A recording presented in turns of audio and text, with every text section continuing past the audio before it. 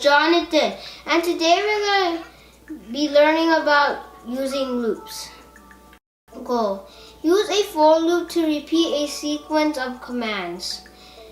You could pause the video if you want to read the middle because I'm going straight down to 1, 2, and 3.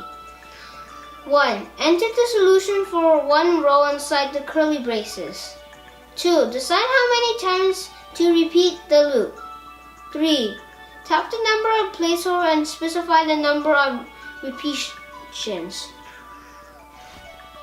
So, first, we'll have a command that says for I in 1, 2, and we have to write the number down.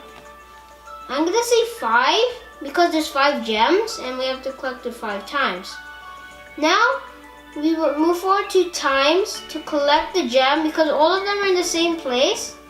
We have to move forward again because that's where the portal is going to teleport us. Now we don't have to write any more because it's supposed to be a short command. Now if we run it,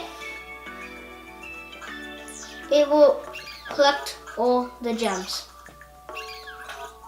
And also keep teleporting to the portals until it stops.